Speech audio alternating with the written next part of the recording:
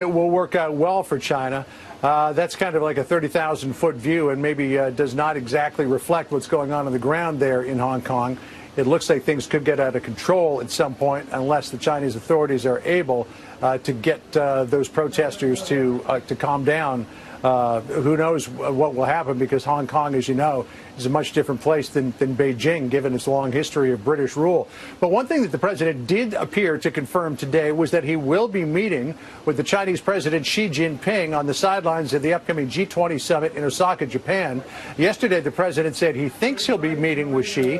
The Chinese have not confirmed a meeting, but the president seemed to suggest today that it will happen. You mentioned at the top that the president doesn't appear to be in any hurry to get a trade deal with China. He's kind of letting them twist in the wind, feeling the pressure from these tariffs. And of course, there is the threat of tariffs on another $325 billion in Chinese goods out there. The president says he has no deadline as to when he might pull the trigger on those, but he does believe that a deal will get done. Listen to what he said earlier today. We had China opened up to trade. That's a big thing. They've never done that before. We had intellectual property theft taken care of, and taken care of beautifully. And all of a sudden, those things started to disappear at the end after they were fully negotiated. But that's, that's their decision. No, I have no deadline. My deadline is what's up here. We'll figure out the deadline. Okay. Nobody can quite figure it out. So the president doesn't quite have a deadline, at least not one that he's willing to articulate on China, but he does apparently have a deadline when it comes to Mexico and what they have to do to crack down on the number of Central American migrants that are going through Mexico to the United States border. Yesterday, the president teased the media by pulling a letter out of his breast pocket, which he said was in agreement with Mexico. A shrewd photographer from the Washington Post got a close-up of that, and a time period of 45 days seemed to figure very prominently in the last paragraph of that agreement, saying that if Mexico doesn't make significant changes within 45 days, then the United States will act. The president believes that Mexico will do the right thing, but he says he's got an option out there if they don't. Listen here. Now, Mexico's moving 6,000 troops to their southern border. That's a lot of troops. That's a lot more. We never even heard of a number like that. That's a lot of troops, but that's what they want to do, because they want to produce. I think Mexico really wants to produce. If Mexico does a great job, then you're not going to have very many people coming up. If they don't, then we have phase two. Phase two is very tough.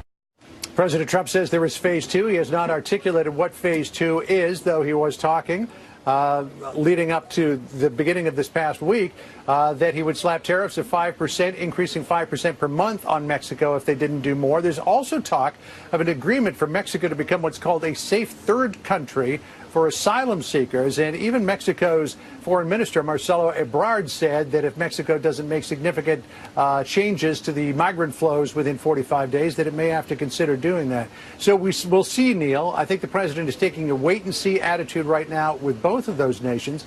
But I think China is looking at 2020 and a lot of the poll numbers that they're seeing in terms of President Trump's reelection and saying, maybe we can wait this guy out. That may be a mistake, though, because he could win in 2020. Yeah, you're rolling the dice on that one. John Roberts, thank you. White House reporter Elena Treen. Charles, how likely is it these latest developments in Hong Kong that just erupted into one of these, black swan events that people fear, just throw everything off course? It can throw everything off course, but also it might actually help things get on course. Remember, China's ultimate goal is to dominate the world now.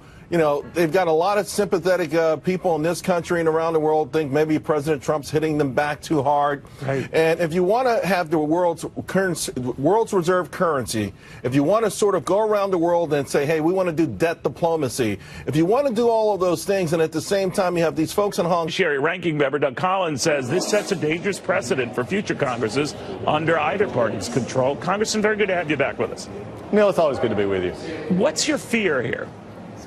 Well, my fear is that we're getting into such a habit of rushing to judgment with this Democratic majority that they don't want to wait for anything. They don't want to go through the procedures that are institutionally functional for this House. There are proper ways to go about things, and one of the ways is that if you have a subpoena that it's not being complied with, the question is, have you used all constitutional remedies that are afforded to us to find out how we can actually get the information?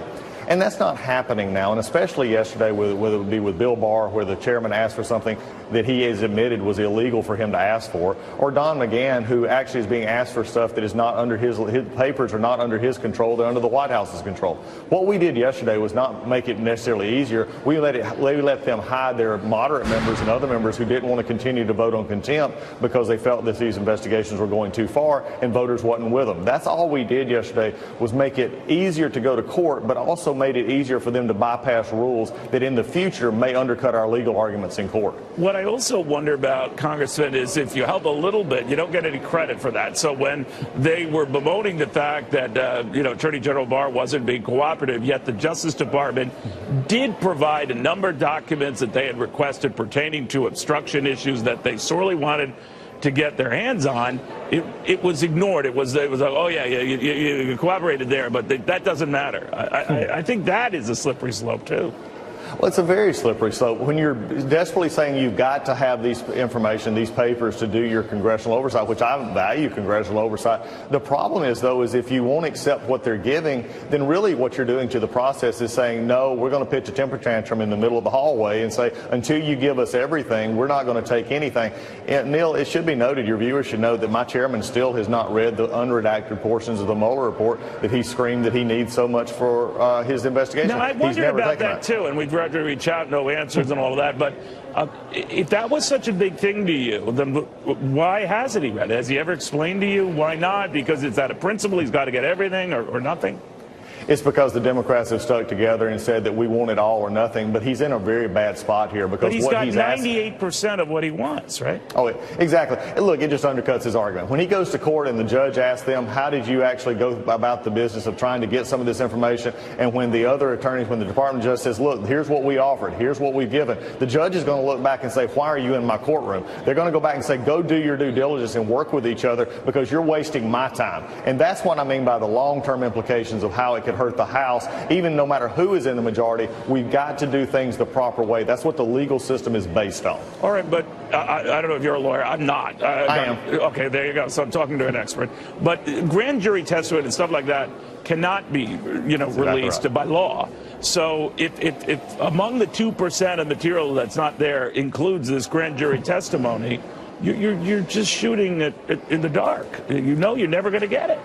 Well, but as long as he can go in front of a camera somewhere on maybe a friendlier venue and say that I need this information, and they don't ask him the question, is it legal for you to get, then he can make the smoke screen say, well, oh no, we're fighting for you. The truth and reality is he has admitted, and his own witnesses at a hearing we had earlier admitted, you cannot ask for the grand jury information that you're asking from Bill Barr. It's illegal for him to answer your subpoena. Now, what is interesting is that our majority could put forth a bill and change the law to where that Congress could actually access in certain circumstances 6C information. The majority's not went there. They know that people don't want to see that. They would rather skirt the edges and make the assumption that the president is getting impeached, while at the same time they know they're not. Do we know, I'm switching gears a little bit, Congressman, about when the Inspector General's report is coming out on all of this and how it was handled? That obviously could be the latest volcano here, but what are you hearing?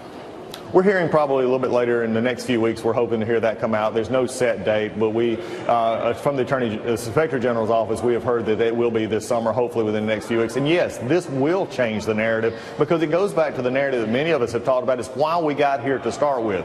And it's going to show that the abuses in the FISA system, the FISA court, we believe, that was used by the corrupt cabal of Comey, McCabe, and Page, and Strzok, and these folks, to actually start going after American citizens and using the court in a way that shouldn't be used. And that should bother everyone. I don't care what political affiliation. What if the Inspector General's report ultimately doesn't say that? I mean, that's what a lot of people expect it will say, but we don't know. Well, I think there's a little more than non-expectation. I think when you look at the evidence that many of us have seen, we followed this now for 2 years, there's some issues. I mean, when James Comey went on and said that, later on said these were salacious and unverified, he actually attested that they were verified.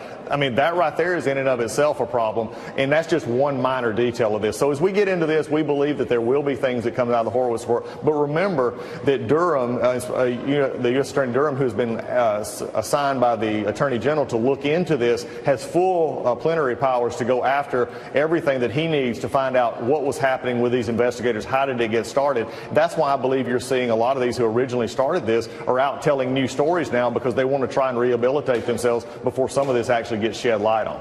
I am thoroughly confused. Congressman, thank you very, very much. It's always good chatting with you. But as you said, good to talk to you. It is a mess. All right, Congressman.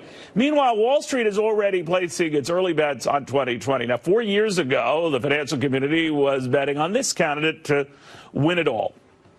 How did that work out?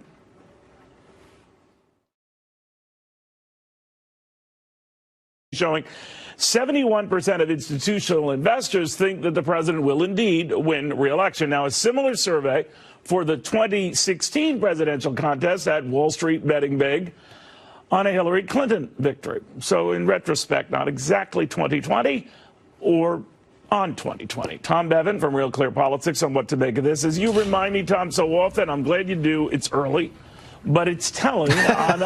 17 months. What's right, give or take? Right. And I'm wondering what this could be signaling. Wall Street, you know, people always think the markets never fail. Well, they actually do quite often. But in this case, they don't jibe with Main Street polls and Quinnipiac polls and others that are out that show quite a different race going on. What do you think? Yeah, look, I think part of the central question right now is, you know, historically speaking, candidates that run for re-election with this kind of an economy are shoo-ins for re-election. Right. But we don't know what the economy is going to be like 17 months from now, number one. And number two, more importantly, Trump is not a traditional candidate. He is unlike anything we've ever seen. And so while people generally like his policies, they don't like him personally. So he's not getting credit for the economy in a way that a traditional candidate might at this point in the cycle, at this point in the economy. Do you think there is a quiet, understated, under-admitted, for want of a better term, vote for the president that doesn't materialize for whatever reason? People like what he's doing on the economy. They most certainly like, for those who have money in the stock market, what he's done for the markets. But maybe to be hip with their friends and all, they don't want to admit that. So the poll support doesn't show up. Well, what do you think of that? I think there's something to that shy Trump effect. We saw a little bit of it in 2016. I think we might be seeing a little bit of it again. Again, look, his approval rating in our Real Clear Politics average overall is about 42, 43%. On the economy, it's 10 points higher. Right. So he's getting, people approve of the way he's handling the economy. But they're not willing to give him approval overall. And so part of that is, it's almost the exact opposite, by the way, of Barack Obama. People didn't like his policies, generally speaking, but they liked him as a person. They liked him as a president. They thought he had the characteristics that a president should have. It's the exact opposite with President Trump. And the other piece of the equation, obviously, Neil, is what's the choice? I mean, November, when people go into the voting box, it's a binary choice. It's either Trump or, you know, someone else. And what is that someone else? And how easy would it be for someone who maybe is marginally, they like Trump, they like his policies, don't like him personally, how easy will it be for them to make that switch? We don't know the answer to those questions, so it's really tough to predict. Yeah, it is confusing with the economy doing what it's doing, the market's doing what they're doing, that he isn't in better stead here. But it is, to your point, still early. Now, I'm interested, too, to get your quick take on Joe Biden and some of these about-faces he's done on the Hyde Amendment, which, wouldn't allow federally funded abortions. He was for that until all of a sudden this week he wasn't. To say China wasn't a competitive threat, then this week it is. Is that going to come back to bite him? Sure. I mean, look, all the folks who rush to say that this race was in the bag for Joe Biden, he's the prohibitive front runner, I think are being proven wrong. Look, Joe Biden has a lot of work to do. He's trying to run a general election campaign in a Democratic primary.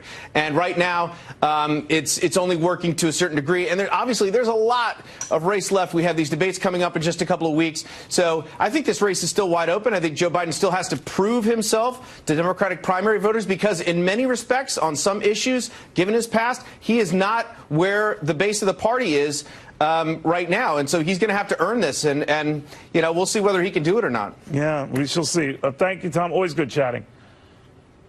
Good to see you, Neil. Tom Bevan. All right. He preaches socialism. Republicans say that's an anathema to capitalism, everything Americans stand for. All right. Then riddle me this. Why is Bernie Sanders enjoying a double-digit lead over the president of the United States in a rip-roaring economy? What's going on with that? After this. That is the difference between Donald Trump and me. He believes in corporate socialism for the rich and powerful. I believe in a democratic socialism that works for the working families of this country. History of the world. Economic rights are human rights. And that is what I mean by democratic socialism. That's 2020 Democratic presidential candidate Bernie Sanders making his pitch today for democratic socialism. On the surface, you would say, well, that's not selling, right? Well, it is. Nationally, he has kind of the same double-digit lead that right now the former Vice President Joe Biden enjoys over the president.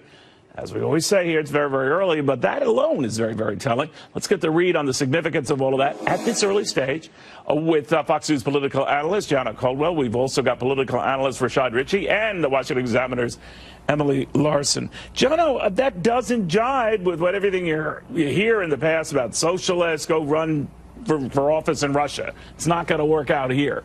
But the way maybe Bernie Sanders is presenting it or the pitch he's making that endears it, maybe it is. What do you think? Well, make no doubt about it, Bernie Sanders did create a revolution from the 2016 campaign on forward. If we look at simple poll numbers, 61% of individuals between the ages of 18 and 24 now view socialism in a positive light.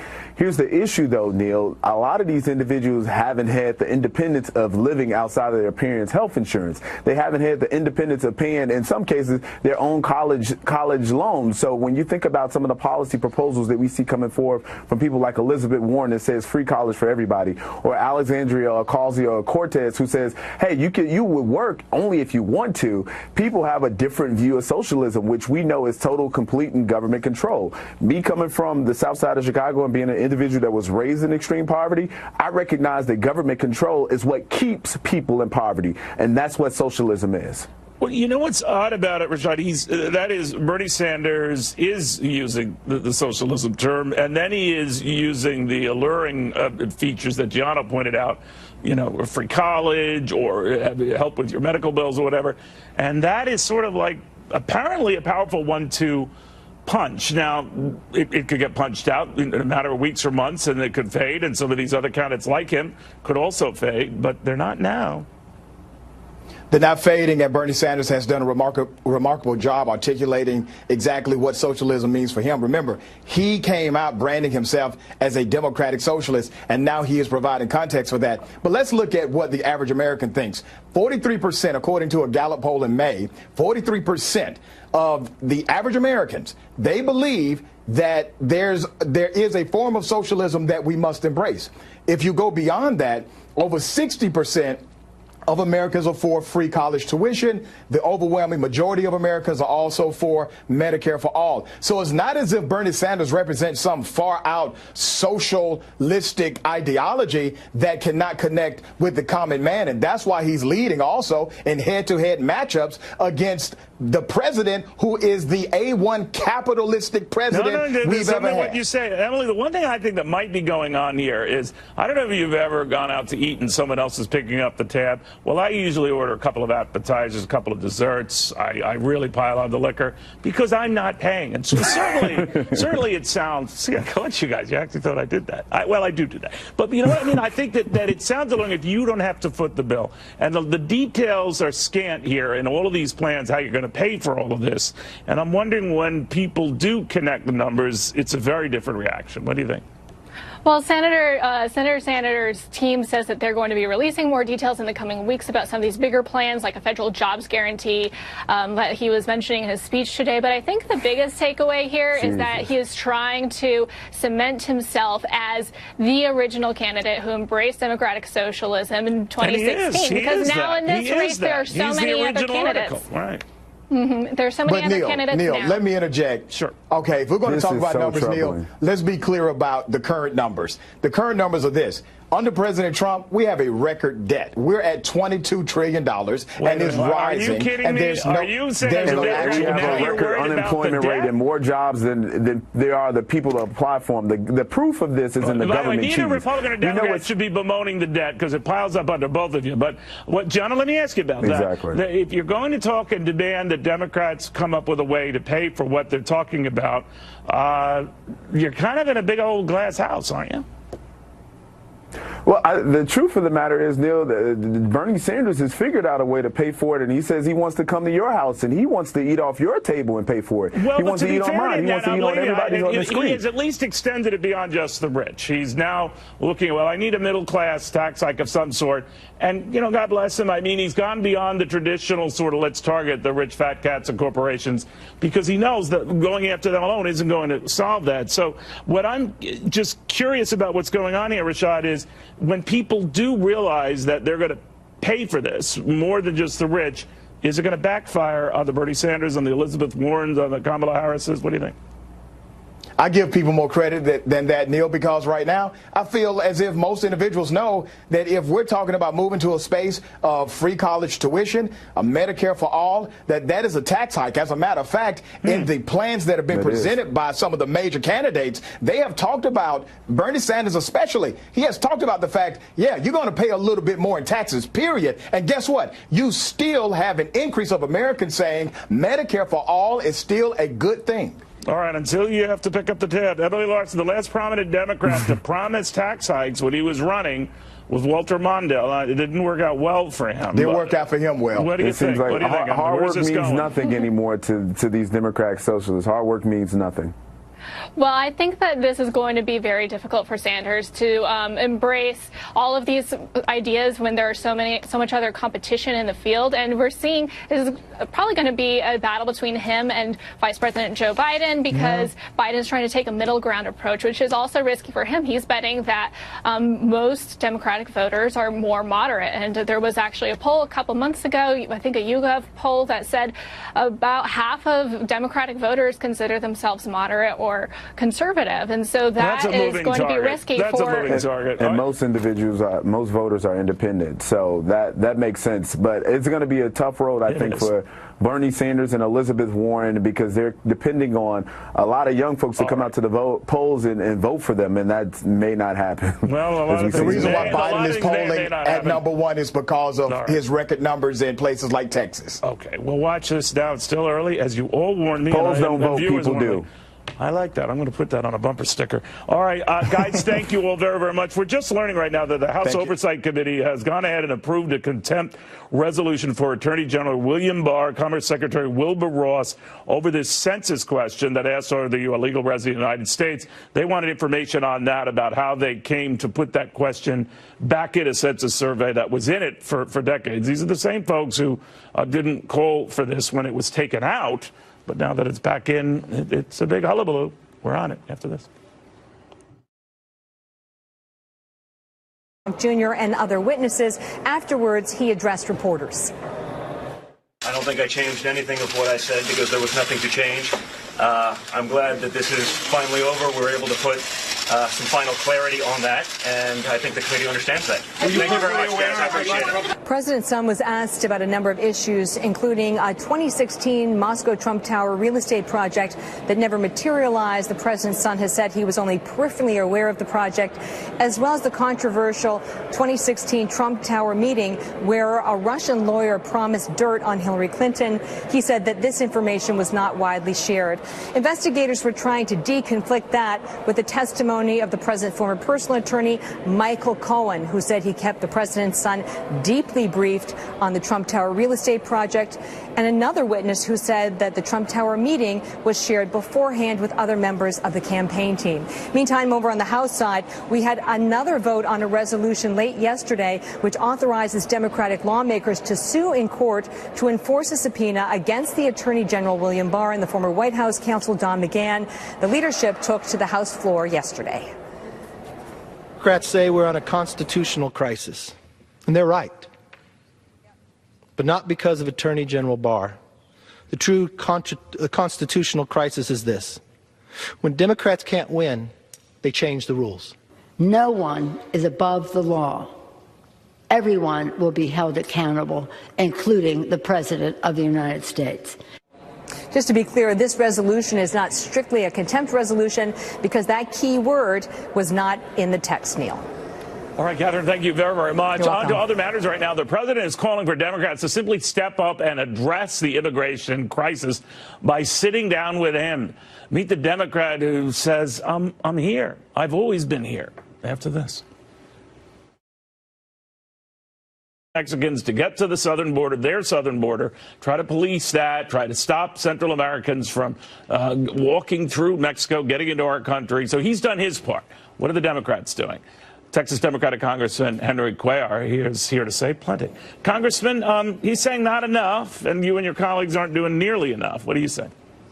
Well, you know, in 2014, when the surge of unaccompanied kids came in, Kay Ranger, a Republican from Texas, myself, we actually were able to transfer $80 million to the southern part of Mexico so they can secure their border with Guatemala. We should have kept that up for a while so we could help Mexico secure their border, because less people that are coming over to us, the better it is for the United States. Less people we have to address here in the U.S. All right. Now, he's talking about 45 days that maybe we'll see how this is going, and if the numbers have come down dramatically, give it another 45 days. If not, all bets are off. Tariffs again. What do you think of that?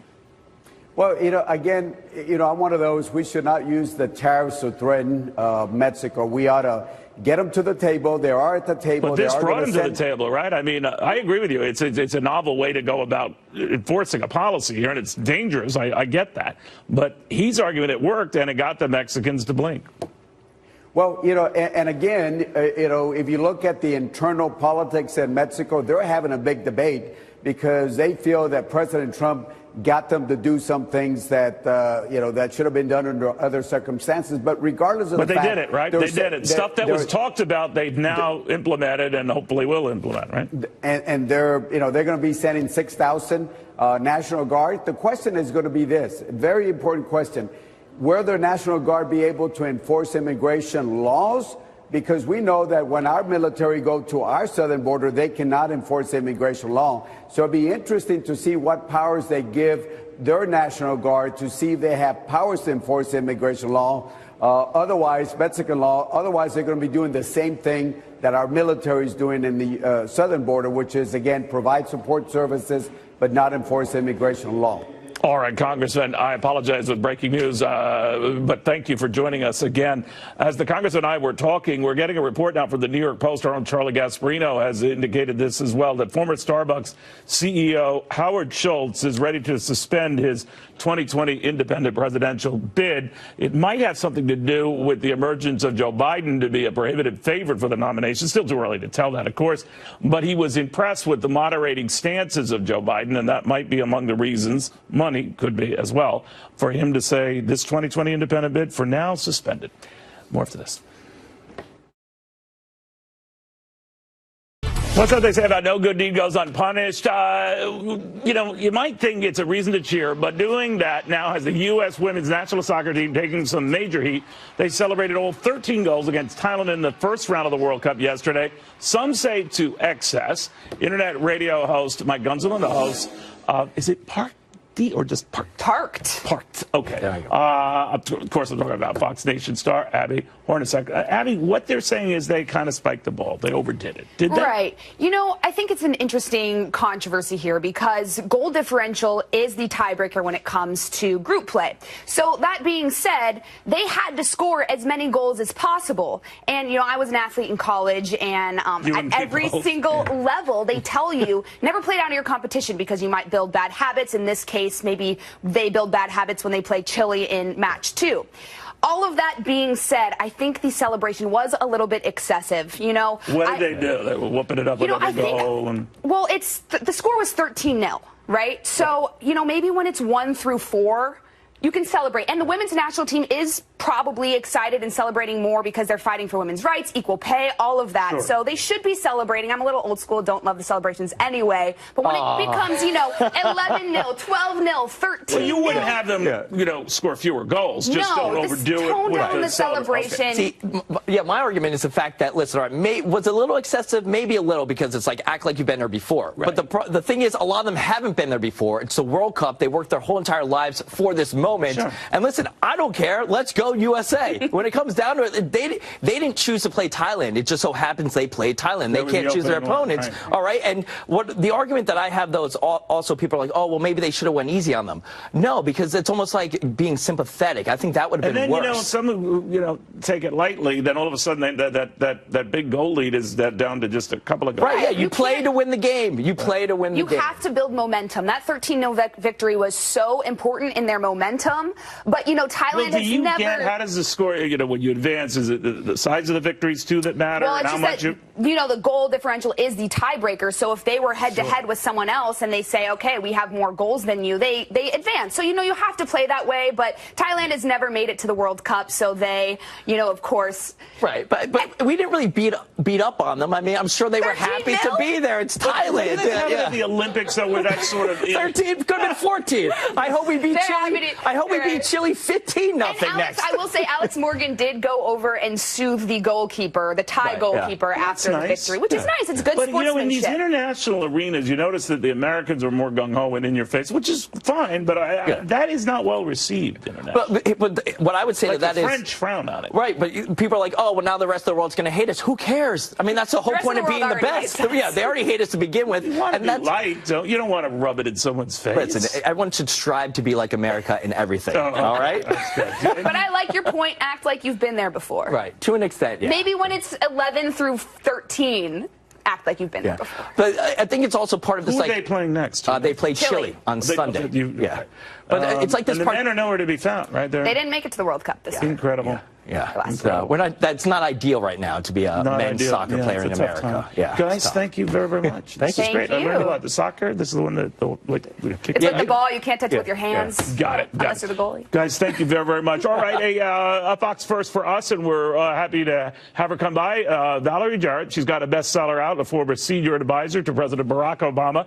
Her take on the race, the politics, the discourse in our nation, good or bad, she is very, very riveting to listen to, whether you're on the right or the left, and she is here, a special guest on Fox Business and this fine show. Until then, the 5 right now.